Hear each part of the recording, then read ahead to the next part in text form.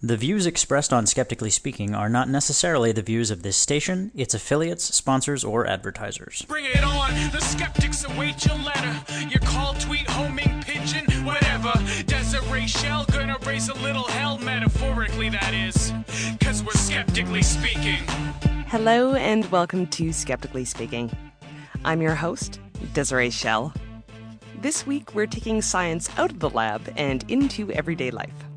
A little later, I'll speak to researcher Bobby Duffy about a survey that explores some very common misconceptions about statistics in the UK. And I'll speak to Katie Gibbs of the new nonprofit Evidence for Democracy about their project trying to bring more science into public policy in Canada. But first, guest host Rachelle Saunders speaks to an author whose book makes the case for why everyone needs to know more about science. Thanks for listening. Hello and welcome to Skeptically Speaking. I'm Rachelle Saunders. Today I'm joined by Dennis Trumble, a project scientist in the Circulatory Support Laboratory and an adjunct professor of biomedical engineering at Carnegie Mellon University in Pittsburgh. He is the holder of many patents for biomedical devices and has published numerous research articles in peer-reviewed scientific journals. Today, we're here to talk about his new book, The Way of Science: Finding Truth and Meaning in a Scientific Worldview. Welcome to the show, Dennis. Thanks, Rachelle. Thanks for inviting me. I just want to open with this quote from your book because I think it's really great. Most people love science the way they love their cars. They don't really know how it works, but they're happy to extol its virtues so long as it gets them where they want to go. This is very apt, sir. Yes, I find that's true. I think is very often is the case that people were willing to accept what science has to teach us so long as it goes along with their preconceived worldviews. But once science starts to butt heads against some of their most cherished beliefs, I think they give themselves license to just give it a pass and just to sort of pick and choose what to believe, sort of a la carte, which I think is, as I explain in the book more thoroughly, is kind of a dangerous thing to do. So the tagline of your book is Finding Truth and Meaning in a Scientific Worldview, which sounds very big indeed. In a nutshell, what are you saying there? Well, basically, I'm saying that the scientific worldview, as a way of understanding the human condition, I think has proven over the last 3 or 4 centuries to be the most reliable way we have to determine how the world works and our place in the world, sort of a way of defining what the human condition is. And I maintain that that's very important, not only for our technological progress, but also for our moral progress. Because I also say in the book that in order to have a true sense of right and wrong, you must first know what is true. And I think where human beings have erred previously, and often grievously, is where we take our most cherished beliefs and we don't even consider that we could possibly be wrong about them. And as a result, that has caused us to do some very, very nasty things. So sometimes it seems like you're writing for the very people you're trying to convert, and other times it seems a bit like you're sort of preaching to the converted. I'm interested, what was your target audience? Actually, I had 2 target audiences, and you're right on both counts. I was speaking partly to my scientific colleagues, trying to encourage them to join me and some others who are popularizers of science in trying to get the word out and trying to sort of demystify the scientific process. I know many scientists, although they will all sort of give lip service and say that, yes, it's important to have a scientifically literate citizenry and everyone should understand, science and be critical thinkers, but they don't really do anything, to make that happen. And what I extol in my book in several places, I try to convince my colleagues that actually people are very, very able to understand science if we just speak about science in plain language without all the jargon. And it's important for all scientists to sort of take the time, as hard as that can be sometimes, with as difficult as it is to keep the scientific projects going with the grant writing and the publications in scientific journals. But I think part of our responsibility as scientists is to educate the public as to what we're doing and how science works, so that they can understand what it is that we're trying to say, and sort of understand better what science has to teach us about the world and how it works, and also about ourselves. The other audience I was trying to reach was what I like to call the contemplative churchgoers, who are sort of invested in the religious types of things, and the dogmas that sort of help us get through our daily lives, and but at the same time, as they're increasingly making less and less sense, and people who really stop and think about it, I think they're troubled by this. And what I'm trying to teach, or at least to convince them, is that first of all, science is not very difficult to understand. I think anyone can understand how science works at a basic level. And also, once you understand science and what it has to teach us, science has a lot of very positive things to say about the humans and the human condition, and we don't have to worry about some of the negative consequences of just adopting a purely scientific worldview, like some folks worry about. So I try to take that and sort of deconstruct it and sort of say, here's how science works, and here it has to teach us so far. And you know what? It actually ends up being more more uplifting than you could ever really expect. So if you really just stop and take a look, there's no real need to fear or worry about the scientific worldview, or what or abandoning our dogmatic beliefs. I think we have to do that at this point, simply because we're getting much too powerful as a species. The way we're sort of terraforming the Earth, often unintentionally.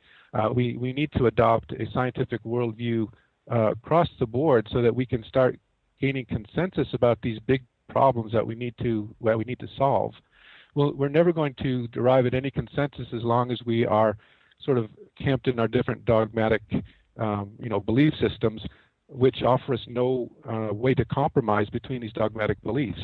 So I think the scientific worldview offers us a way to sort of come together to realize a uniform and a consistent worldview that we all can agree on, at least for the most part, and that will allow us to work together to solve these issues that are becoming more and more intense.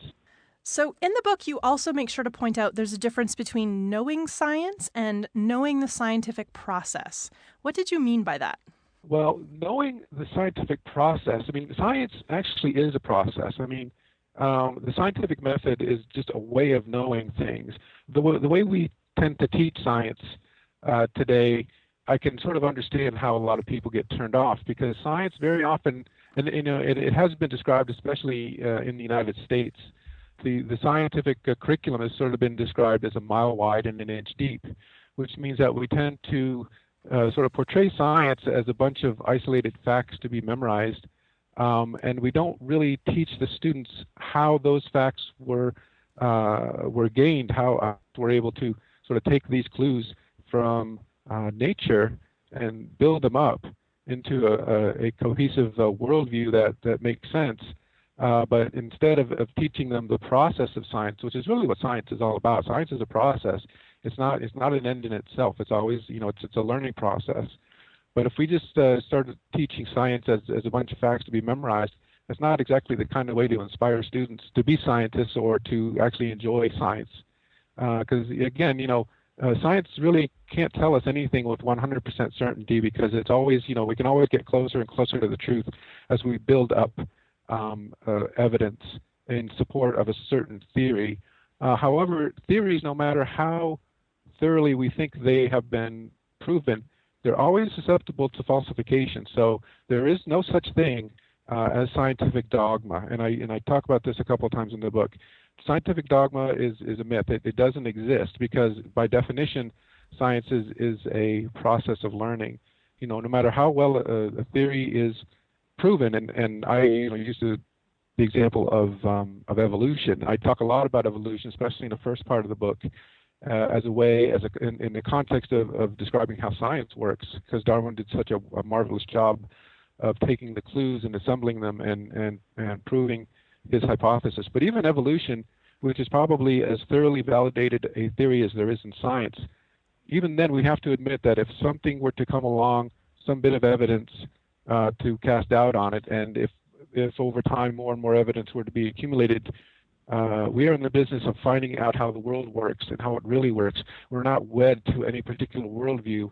Our mission is to find out how the world works, what our place in the world is, and to bring the human condition into finer focus so that we can take actions in order to better the human condition and treat one another, better and sort of reduce the amount of misery and in the world. So I think science gives us our best opportunity to see the world in a truer light and to use that knowledge for the betterment of everyone, and humans and animals both. In the book, you talk a little bit about the value of doubt and the value of being able to doubt sort of intelligently and using creative thinking to help guide you with that. And what had never occurred to me before was that the word doubt actually has huge negative connotations in our society today. To be a doubter is sort of considered to be a bad thing. Yes, yeah, you're absolutely right. And I think, doubt has gotten a very bad rap because I think doubt, that's one of the best things we can really teach our children is to doubt and to even doubt your own beliefs. I think that's, even your most cherished beliefs. You should always, make room for admitting when you're wrong. And I think, allowing yourself to be wrong, I think is very liberating in a lot of ways. I mean, there's nothing more stultifying than having to be right all the time. Well, scientists sort of make a living from being wrong. We put out hypotheses all the time based on a little bit of data. We put out a hypothesis or a hypothesis, and we figure out a way to test that hypothesis. And more often than not, we find that if we weren't totally wrong, we're at least partially wrong. And then we have to go back and modify the hypothesis to fit the data that we gathered, and then we try the whole thing over again. And it's a very iterative process. But scientists really are kind of wrong for a living. I mean, we're wrong more than we're right. And if we're not, that means that we're not really studying anything very interesting. So I think, allowing yourself to be wrong is a wonderful thing, and also allowing yourself to doubt. I think that's the only way you can grow. I mean, if you hold beliefs that are set in stone and you don't allow for any kind of examination of those beliefs, you're never going to grow at all. You're just sort of taking that path away from you. And why would anybody want to do that? This is Skeptically Speaking, and you're listening to guest host Rachelle Saunders, talking with Dennis Trumble, author of The Way of Science, Finding Truth and Meaning in a Scientific Worldview. We'll be back with more right after this.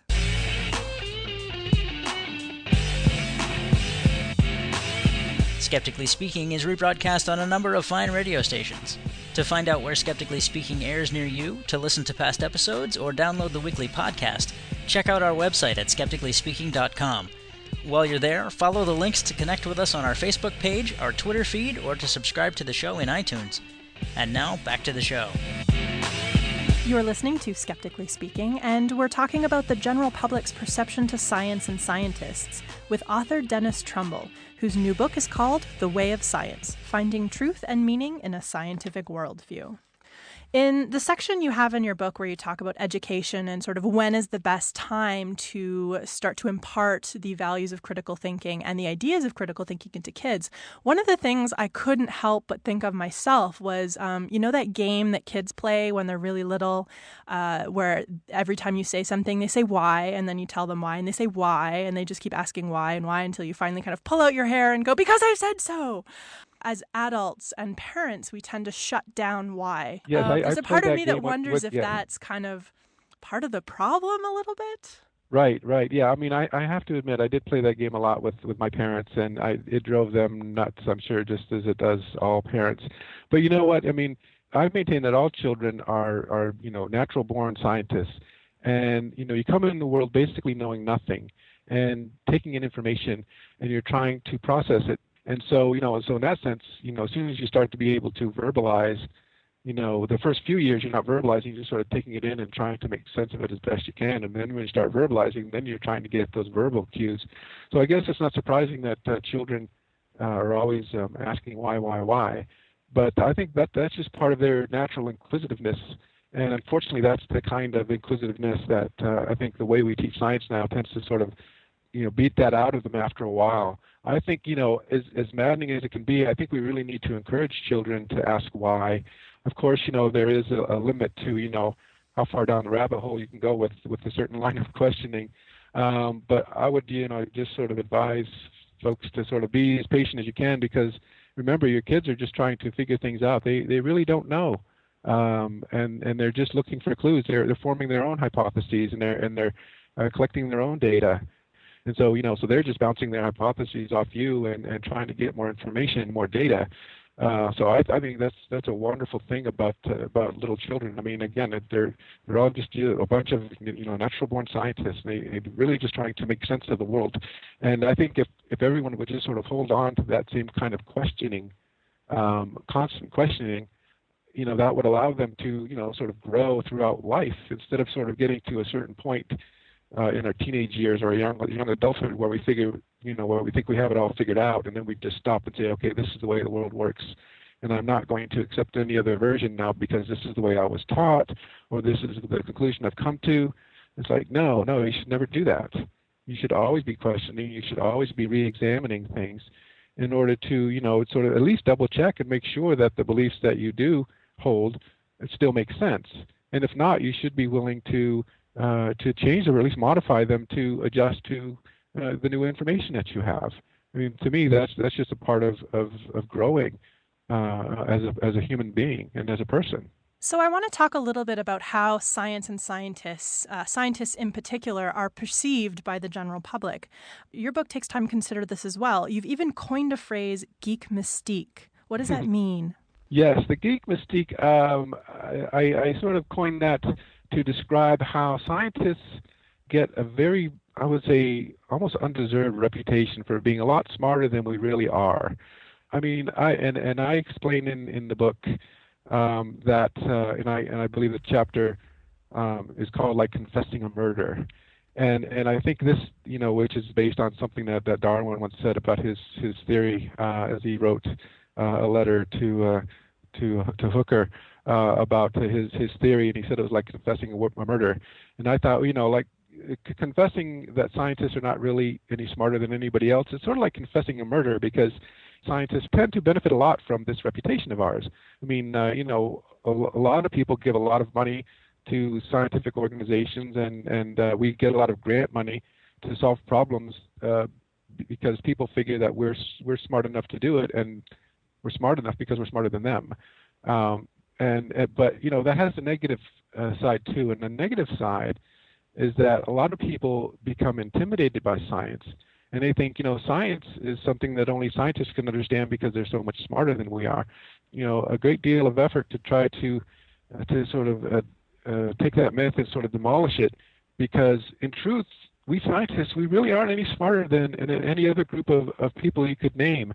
I know there's some scientists who sort of get frustrated with folks on the religious right, and they think, well, geez, these people are not very smart. Look at their beliefs, and I take some time in the book to try to understand why they believe these things. I give them credit for being smart people, intelligent people who believe things for a reason, and I think it's up to scientists and educators to sort of convince them that the reasons that they're holding on to these beliefs are not sound. People in general, of course, not all people, of course, but I think generally speaking, people are quite smart and able to understand anything that I say in this book, or anything that a lot of scientists say in their books as well, as long as it's not just so jargonized that it's incomprehensible. But I am convinced that scientists as a group, we're just like everyone else. The only thing is we just sort of maintain our childhood, fascination with trying to figure out the way things work, and we just never stop that process of questioning and asking why. But practically everyone is capable of understanding science and the way science works, and capable of becoming critical thinkers in the most important sense of the word. And I think if we were able to eventually get enough people on board to sort of create what I call a critical mass of critical thinkers, I think we can start coming together around some of these divisive issues like global warming and such things, where we spent way too much time debating this issue, and now we find ourselves in a situation where it may be too late to do much about it. Science is a double-edged sword. It's given us all this technology, and it's allowed us to take over the entire world, and it's allowed us to basically terraform the whole world and pump enough CO2 into the atmosphere to change the environment. And also, we have enough power that we're able to reduce the biodiversity across the world. We're able to fish the oceans almost, in a way that we never thought possible. I mean, the oceans were like inexhaustible source of fish. Well, now we've gotten so good at fishing that even that's not even true anymore. And we have to start thinking about these things in long terms, and we have to come together around common consensus. And the only way to do that is to step back and look at things critically from a scientific mindset and say, okay, here's the situation, here's the way the world is now, and what can we do to try to make it better? Okay, so scientists are regular people and anyone can understand science. I firmly believe this. Except yes. Not really, because today's groundbreaking science is incredibly specialized and goes way deeper than the average layperson can usually understand without months or even years of training and effort. Is knowing critical thinking enough? I mean, a lot of the latest science is really difficult to follow. And I say this as someone who reads a lot of it and, works on a radio show that talks about it all the time.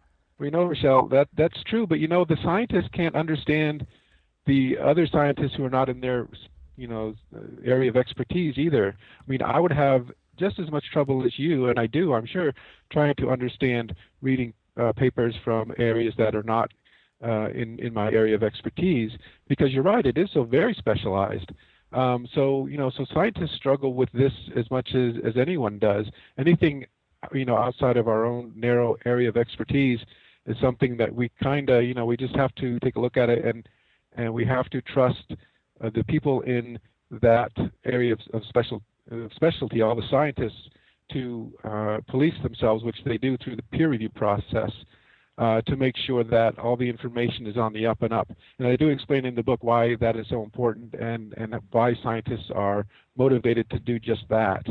But in truth, when I pick up the journal Science, say, and I flip through the pages and I'm looking at the various articles, all very interesting, but boy, most really beyond my ability to critically, criticize, really. I mean, because I don't know enough about it. So we're kind of all in the same boat as far as that goes. Society is so specialized anyways. There's a lot of things that go on even outside of science that are so specialized that I don't understand how it all works. So I honestly do believe that the general public and scientists as a group, we're not that much smarter. We're really not any smarter than anybody else, honestly. I mean, and as a scientist, I'm maybe a little hesitant to say that, but I think it's come to the point where we really have to make that clear, and we really have to sort of debunk the geek mystique and let people know that, science you should not be intimidated by science. Science is a very simple process. Sure, the details can get kind of hairy, and it can be very specialized. But if you really want to delve into a subject, if it really interests you enough, I believe just about anyone can become conversant in any specific specialty if they would choose to do so.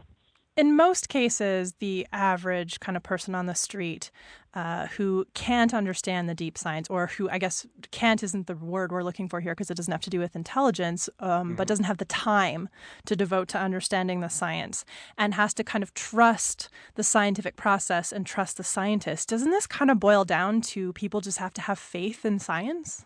Well, no, actually it doesn't. And I'm glad you brought that up, because it is something that, I can understand how people might think that, because it's like you're looking at this, claim made by the scientists, and you have no way of checking it yourself. And you don't have the time. I mean, people are very busy. They have their own lives. They have their jobs. They're raising children. They're just trying to get by. They don't have time to go and sort of delve into these things themselves. So they do kind of have to trust the scientific process. So that's why I do spend a lot of time sort of explaining how that process works, and especially the peer review process, and why scientists are so invested and so enthusiastic about knocking down each other's hypotheses, even when there's any little sign of a crack. I assure you, anyone who's ever gone to a scientific meeting or presented a paper in front of an audience will understand just how enthusiastic some of these scientists are in sort of knocking down or poking holes in your particular hypothesis. They are very, very enthusiastic about self-policing, and again, it's in our self-interest, because as scientists we really rely on the authenticity or the veracity of the data, because the data are something that we build on. So in order for our research to go forward, we have to build on something that's real. So if we're basing a hypothesis on false information, then our hypothesis is going to fall down eventually. So it's really in every scientist's best interest to make sure that the data are as true and as verifiable as we can make it. But again, always with the knowledge that no theory is beyond reproach, and everything is subject to revision and looking at it again as new evidence comes to light.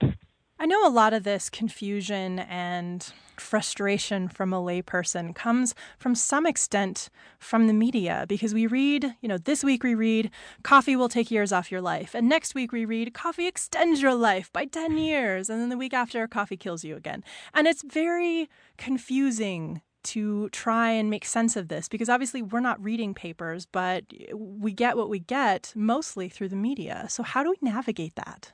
Yes, that's a very good point. And the reason this happens is it's not that the science is necessarily bad, but the fact of the matter is that the world is a very, very complicated place. And, it's hard enough to try to figure out how the world works, say from a physics standpoint or purely physical standpoint of physics or chemistry. But when you start getting into things like biology and the human body, and, it's very easy to get experiments or take data that shows you one little sliver of what's going on, and that could lead you to one conclusion, and then another group takes another bit of data that gives you another bit of sliver that sort of suggests that just the opposite. But the thing is, over time, as we gather more and more information, a lot of these things that look to be sort of the opposite of each other, sort of coming to opposite conclusions, are really just sort of different sides of the same coin, and it just sort of reflects the complexity of the world we live in. So I guess the take-home message is when you hear of a particular study, just one study, you should really take it with a grain of salt and understand that a single study is just that. It's one study. It's it's a snapshot of the way things are in this one particular situation.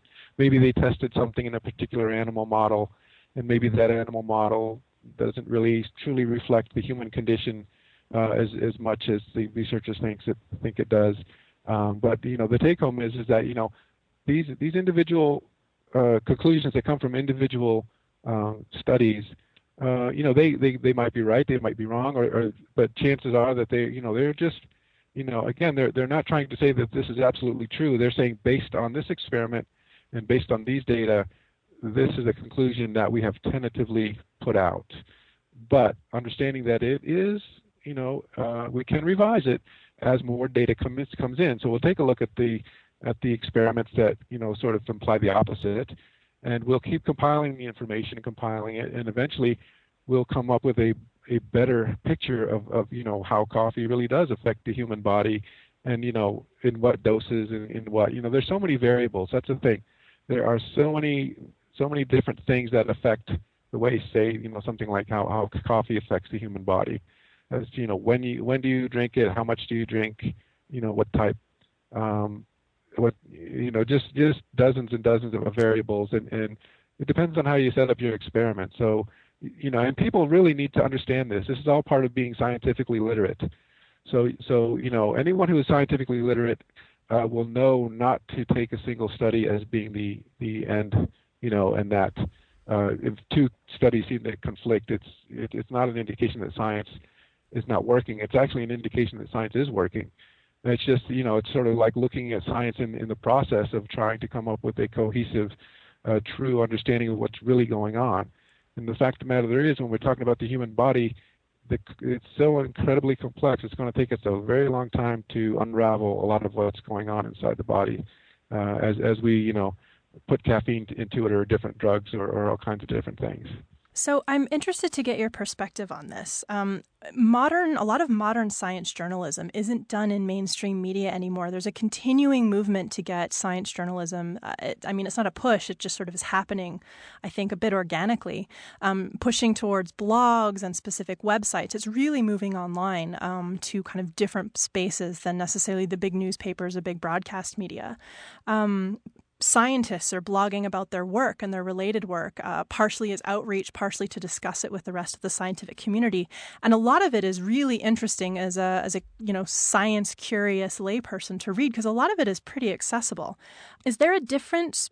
Do you see a difference between the way traditional science journalism works in mainstream media and the way sort of the online science journalist, science blogger has taken to talking about this stuff? Is one better than the other? Well, I think they are certainly very different, and I think they're both positive in different ways. I think I certainly applaud all the science bloggers and the scientists who have blogs and are sort of reaching out. And again, this is what I say is so important. Scientists need to do more of this. We need to start reaching out to the public and speaking in clear terms about what we do and how we do it, and maybe setting up a blog and maybe answering questions. I think that is a wonderful way to get the public involved, and just sort of making the science a little bit more accessible and more human. Putting it more in human terms, and sort of putting a human face on it. And I think that's all very, very good. And also, of course, the traditional ways of getting your science out is to publish in peer-reviewed journals, and certainly even peer-reviewed online journals. But I think the peer review process is something we really cannot shortcut. I mean, any scientist is free to set up a blog and talk about his work and sort of put out his hypotheses. And I think, and he can say, well, this is what I think. But then, and there's no one there, apart from any other scientists who might be reading the blog to say, well, maybe yes, maybe no. But if you're submitting your work in a very formal form to a journal, whether it be online journal or traditional paper journal, and it gets sent out to reviewers, the people of your own specialty, who can critique what you're doing and sort of point out some of the shortfalls or some of the things that you maybe could do better, or some of the things you hadn't thought about. That is also very, very important. And I think it's really indispensable. And so I don't think we can ever get away from the peer-reviewed journals and both paper and online. But I really do applaud those scientists who are trying to get their work out in a more accessible form to the public, and are interacting with the folks who read their blogs, ask the questions, and get that immediate feedback. I think that's a very good thing. I was actually sort of wondering more about sort of the science blogger versus the kind of journalist at the New York Times who writes a piece that gets sort of run through this massive editorial machine before it gets posted versus, the science blogger who reads a bunch of stuff, writes it, and just posts it. I was curious as to your take on, is one of those better? Is one of those, do you find value in one or both maybe? I think there's value in both, but the thing is, the thing with the internet is that there's so much information out there. Some of it good, some of it not so good, some of it totally patently false. And so, and with the internet, you can always go and find websites that are going to confirm your beliefs, no matter what they are. And so, so people who just like do science blogs and are not very rigorous about, if they're just sort of like scientific, so they're sort of voyeurs, or they just want to sort of start a sort of a chat about science. I think that's fine, but I think people need to be scientifically literate enough to understand what the value of the information is. And if it's not been vetted through the peer review process, you sort of take it again with a very large grain of salt. I mean, it's not to say that what the person is saying is not true or is not valid, but you have to understand, whether it's been through the peer review process and whether it has been, checked by the experts in the field.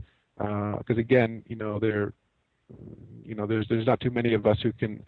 In fact, there's nobody in the world who can understand everything across the scientific board. We're all far too specialized. But as far as science journalism goes, I mean, I think there's great value certainly in the traditional journalism. Science journalists who do their job through the editorial process, and there's a specific process that they need to go through in order to get that information out to the other side, and there's a certain vetting that goes through, that it has to go through. I think that is valuable. Whereas, the other way, where you can just get it on without having anyone sort of, eyeball it and sort of double check it. Again, as long as your audience understands that that's what you're doing, they can sort of take it for what it's worth, and they can decide for themselves, take a look at it, maybe check it against some other sources. That's being scientifically literate. That's understanding how information is processed and vetted. Because anyone can have a blog. Anyone can say anything. That's the double-edged sword that we have, as far as the World Wide Web. Dennis, thanks so much for being here today. Thank you, Rachelle. It was a pleasure. Thank you so much for inviting me. If you want to learn more about Dennis Trumble and his new book, The Way of Science, Finding Truth and Meaning in a Scientific Worldview, you can visit our website at skepticallyspeaking.com, where a link to his book will be available in our show notes. On the next episode of Skeptically Speaking, we're jamming to the rhythm of the insect world. We'll speak to musician and philosopher David Rothenberg, author of the book Bug Music: How Insects Gave Us Rhythm and Noise, about the possible insect inspirations for human music. And we're joined by entomologist Gwen Pearson, also known as Bug Girl, to talk about the interesting ways that insects make sounds with their bodies. That's next week on Skeptically Speaking, on your local radio station, or online at skepticallyspeaking.com. This is Skeptically Speaking, and I'm Desiree Schell. A new survey by Ipsos MORI for the Royal Statistical Society and King's College London highlighted just how wrong the British public can be on the makeup of the population and the scale of key social policy issues. We're joined by Bobby Duffy, Managing Director of Ipsos MORI Social Research Institute and visiting Senior Research Fellow at King's College London. Welcome, sir. Great to be here. Okay, so tell us about this survey. Yeah, it's a study that we did specifically looking for what type of areas people are most wrong on in terms of their perceptions versus the reality across the makeup of the population and key social policy issues. So it's been something that we've investigated on various policy issues over the years, but we thought we'd do a study that brings it all together. It's part of the International Year of Statistics with the Royal Statistical Society in King's College London here. So we tried to cover off as many of some of the big issues, big policy issues that we have in the UK, and some of the scale of misperceptions there are is just scary. Well, how was the study undertaken? Who was completing the survey, first of all? Who was competing? So this is of the British public. A representative sample of people aged 18 to 75 among the British public conducted online with representative quota set so that we're getting a good cross-section of the public. Well, give us some examples of the questions, because those are very interesting. Some of the ones that stand out in terms of misperceptions are people's perception of benefit fraud. So it's a big issue in the media here, the extent to which people who are claiming welfare benefits are doing so fraudulently. And we ask people, out of every £100, how many pounds do you think are claimed fraudulently? And the average estimate, the mean estimate across the whole of the whole sample that responded was that £24 out of every £100 was claimed fraudulently, when actually the official estimate, which the government spends a lot of time collecting, is that it's only 70 pence. So people are 34 times estimating the extent of benefit fraud by a scale of 34 times. How about teenage pregnancy? Yeah, that's another one that really stands out as people getting wrong. So on average, we think the teenage pregnancy rate is 25 times higher than it actually is, according to official estimates. So we think in the UK that 15% of girls under the age of 16, and the under the age of 16 was emphasized to people, get pregnant every year, and official figures put it around 0.6%. So that's a significant proportion of every single 15-year-old class of schoolgirls getting pregnant every year. And something else that's been in the news in your country is immigration and ethnicity. Yeah, so immigration, we again, this is something we've asked in the past, and it's very consistent over time. So when we ask people to estimate the proportion of the population that are immigrants, consistently you find around 30% is the estimate. So people think that nearly 1 in every 3 people in the country is an immigrant, when actually, again, official figures put it around 13%. And even the people who talk about illegal immigration, when they try to add on the estimates of illegal immigration, that adds barely 1% to that. So even taking that into account, there's a massive gap between perception and reality on that. And the same with the Muslim population in particular. We estimate as a country, we guess that 24% of the population are Muslim, when it's actually 5% in England and Wales overall. So again, 5 times above the actual. But just the thought of people thinking that 1 in 4 people within our country are Muslims just shows how skewed perceptions are. Well, this isn't just an opportunity to feel smug about how wrong people are. Yeah. These overestimations have some very real impacts on policy.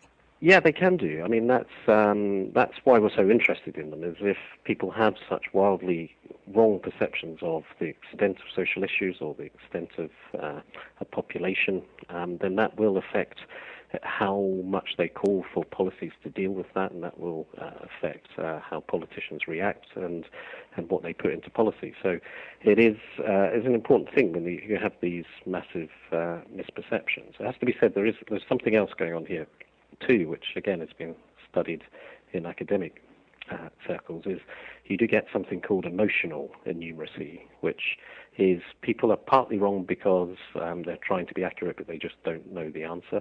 But they're also partly wrong maybe because they're trying to make a point.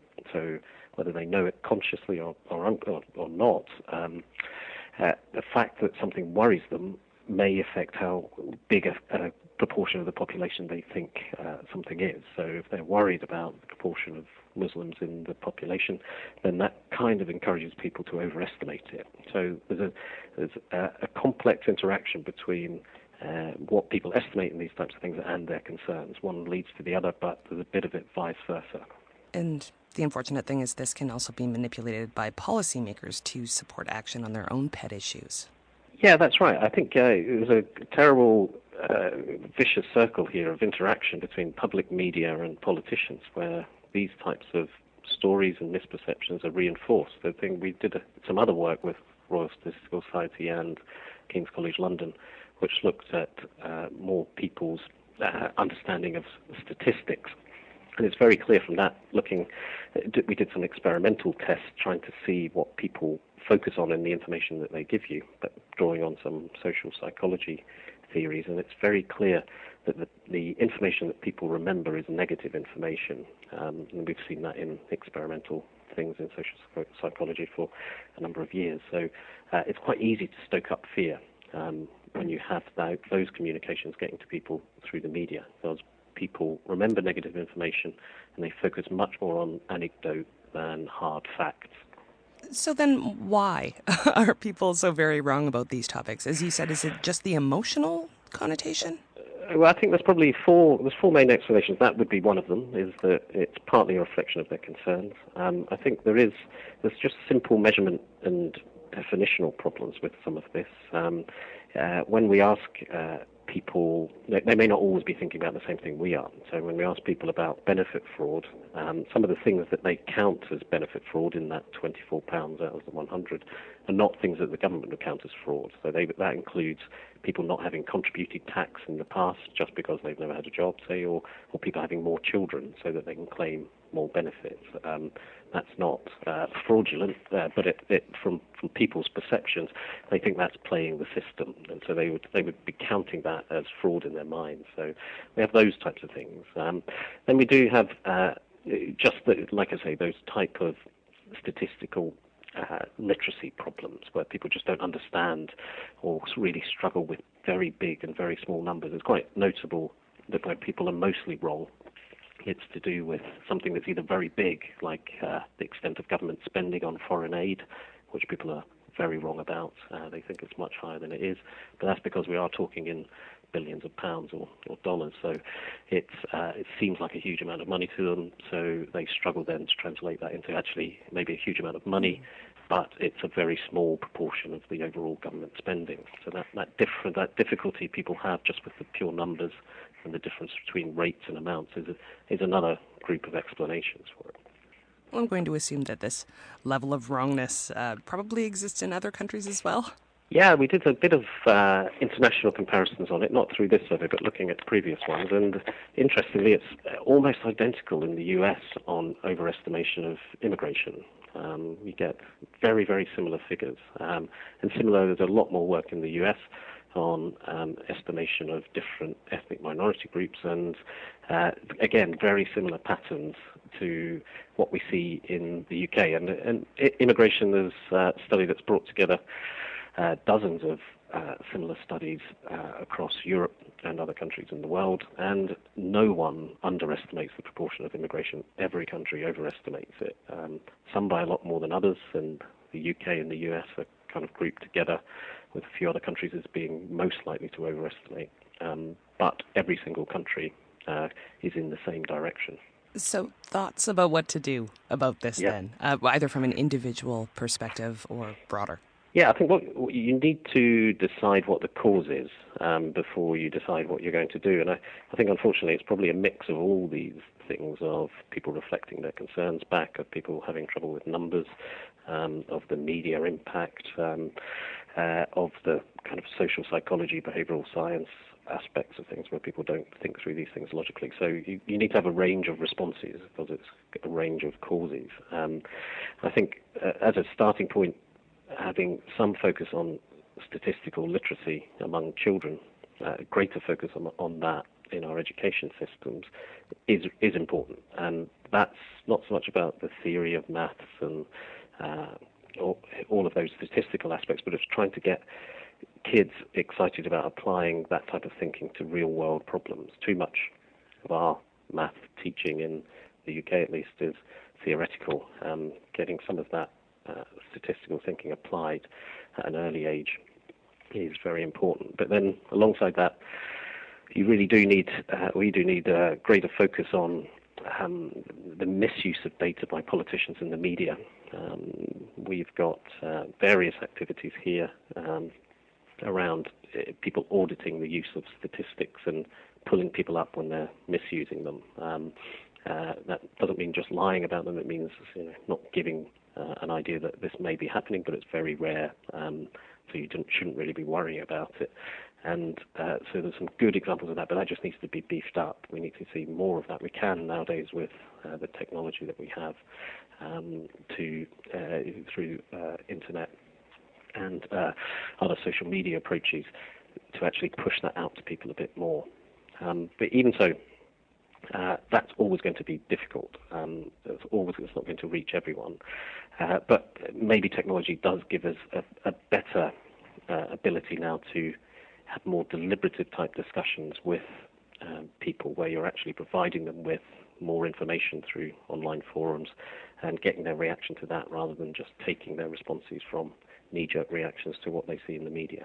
Well, so what advice would you have for just somebody reading the paper and coming up against these stats? Are there any red flags, or how should people be thinking about this?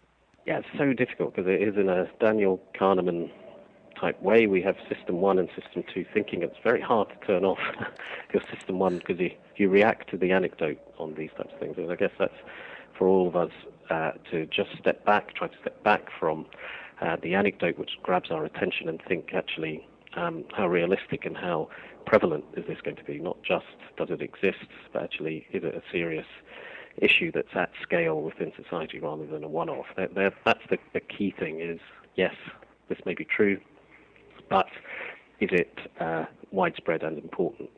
Bobby Duffy, thanks very much for being here. No problem at all. We'll include a link to the research on our website at skepticallyspeaking.com. Now let's head back across the Atlantic for a conversation with Katie Gibbs. Katie recently finished her PhD in biology at the University of Ottawa, and she was one of the lead organizers of the Death of Evidence rally. She's currently the executive director of Evidence for Democracy, a new organization that advocates for the transparent use of evidence in government decision-making and public policy development. Welcome, Katie. Thanks for having me. So let's go back to the summer of 2012. What was going on in Canada at that time?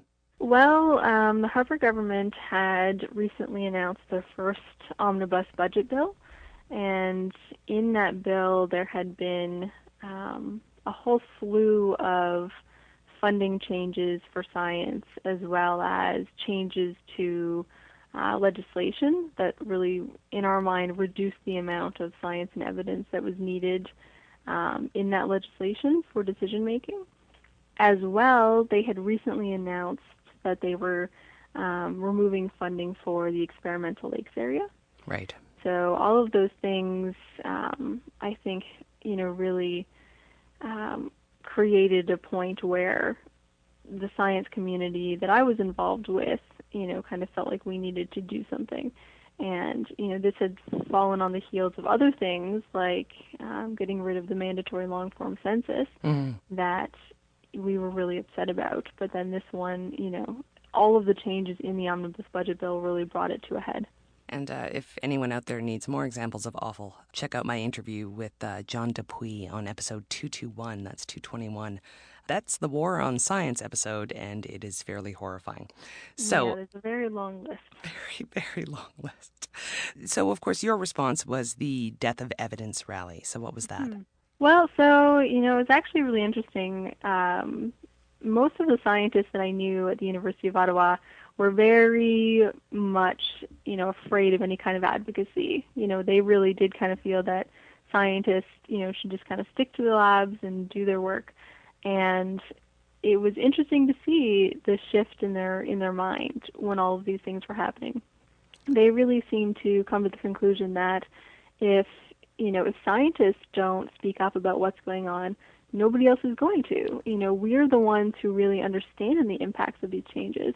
And so, it's really part of our duty as scientists to speak out about what these changes could mean.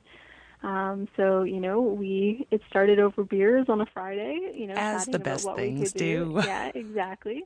And so, we had this idea to do this sort of funeral march to sort of mourn the death of evidence in Canada, complete with the coffin that we filled with books and a Grim Reaper and, just a horde of scientists in their lab coats behind them.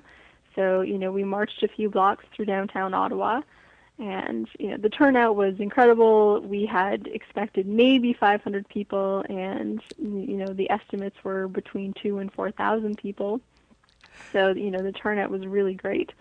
And, the media, we got tons of media coverage, so, I think it was really effective in my mind, what it did is a lot of these things had been reported on before, but they were reported on very, in a very isolated way, whereas I think what the rally did is it really sort of combined all these individual things that had happened into this larger sort of narrative that there was, a systematic dismantling of science in Canada taking place. So now that's fantastic, but unfortunately things haven't gotten any better and might have in fact gotten worse. So tell us about your new organization, Evidence for Democracy. Yeah, well, there was so much energy coming out of the rally that, we had people coming up to us asking, well, what's next? And we were like, well, that's a great question. We hadn't really thought of it. So, we spent a lot of time talking to, other people involved, other organizations, to try to really figure out, what we could do that would help. And, there are some science organizations in Canada, but what really was missing is anybody really advocating for, evidence and science in public policy and in government decision making. And so, we thought it would be great to start an organization that really focused on that. So, what we're really trying to do is get the public, excited and involved, and get them to, really understand why science matters in public policy, why it matters for their daily lives. Because I'm not sure that most Canadians, have a great appreciation of that. Mm-hmm. And in turn, we want them to ask questions. When, a minister announces a new policy, we want them to ask, well, what's the evidence for that? What is the evidence that is going to do what you say it's going to do? And so that's really our goal, is to just kind of raise that bar in Canada and get Canadians asking, what's the evidence? I love you guys already. That's all I'm saying. Excellent. Well, let's get specific. Let's talk about your current campaign, Science Uncensored. Yeah, well, I'm sure people who listen have likely heard of the muzzling of government scientists. Mm-hmm. So we wanted to do a campaign specifically focused on that.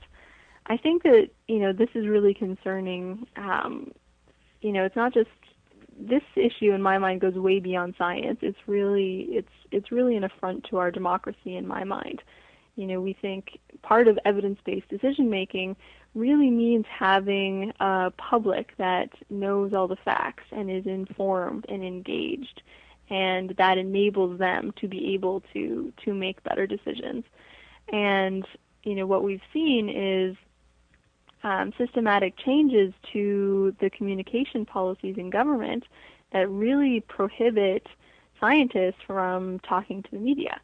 And, it's really been a very significant shift in the relationship that we've seen between government science and the media. So we launched this campaign to try to bring attention to that, as well as, we have a petition there for people to sign, saying that they do want better, more open communication policies. And how many people have signed that? Do you know at this point? So far it's about 6,300. Oh, that's great. Yeah. Okay, so it's not just the petition you want people to sign. Your website said that there's 3 things people can do to help. Yeah, absolutely. So, the first one is you just go to the website and send this message to the government, letting them know that you do want open communication policies. The next step is to get the word out. There are still a lot of people who aren't aware of what's going on. So, you can forward the site to them, share it on Facebook, tweet about it, and that just helps, make people aware of what's going on. And then the third one is, we're a brand new organization and we're just getting started, and so we could really use donations from our supporters to really help us advocate for evidence in government decision-making and to help us continue to fight the muzzling of government scientists. And people can do all that by heading to scienceuncensored.ca. Now, what's next then? What's Evidence for Democracy going to take on? Yeah, so right now the big thing that we're working on is rallies for the fall. So we're organizing Stand Up for Science rallies that are going to take place on September 16th. So far we're looking at rallies in Ottawa, Toronto, Vancouver, Victoria, Montreal, possibly one in Alberta, possibly one in Nova Scotia. So we're really excited to, take what happened with the Death of Evidence rally and now take it sort of across the country and get, numerous rallies going on the same day for people to stand up for science and really show their support for science and really trying to restore science in Canada. And there will be a full list closer to the date, I assume, on the website? Absolutely. So shortly we'll also be launching our Evidence for Democracy website at evidencefordemocracy.ca, and there'll be all the information for the rallies will be up there. Katie, great to have you here. Absolutely. And I'm sure thanks for having me. I'm sure we'll be hearing more from you in the future. I'd be glad to come back on in the future. You can find a link to Katie Gibbs at Evidence for Democracy on our website at skepticallyspeaking.com. And we'll also post a link to the Science Uncensored campaign so that you can send your own letter like I did. And while you're there, you can click all the various social media links or the link to iTunes so that you can listen to past episodes, subscribe to the show, or leave a review. Thanks for listening, and we'll see you next week on Skeptically Speaking. Bring it on, the skeptics await your letter. Your call, tweet, homing, pigeon, whatever. Desiree Schell gonna raise a little hell, metaphorically that is. 'Cause we're skeptically speaking.